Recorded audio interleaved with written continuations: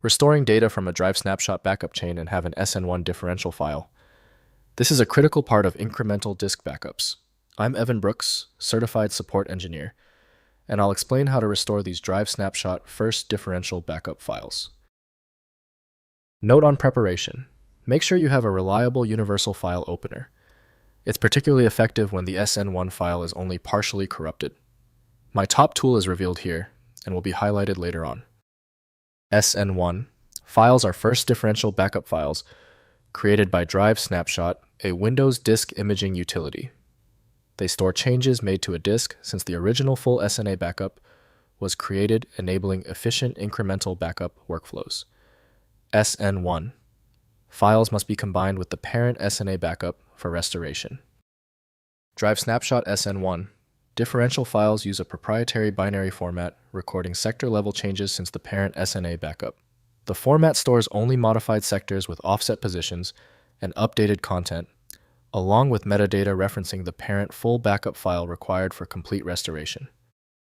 The proper file association links SN1 directly to the Tom Ehlert Drive Snapshot solution by Tom Ehlert Software.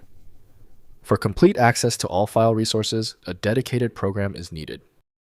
Windows typically offers minimal insight into these files, so specialized software is required to access the stored information. Your first troubleshooting move, right-click the SN1 file and select Open With. Try launching it using Tom Ehlert Drive Snapshot if it's installed. If that fails, test other apps. Different tools have different file handling libraries. If your SN1 file still refuses to open, stay calm. This is where the real troubleshooting begins. Let's challenge the file by testing these known weak points to find out where the error is coming from. First, restoring with Drive Snapshot. Download Drive Snapshot from drivesnapshot.de and launch the application. Use the Restore Disk function and select the parent SNA full backup file.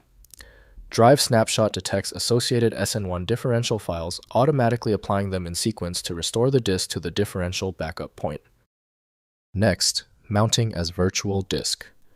Drive Snapshot includes a mount feature that allows browsing backup contents without full restoration. Use snapshot.exe with appropriate parameters to mount the SNA SN1 chain as a virtual drive letter. Browse mounted contents in Windows Explorer, and copy individual files without performing a full disk restore. Finally, verifying backup chain integrity.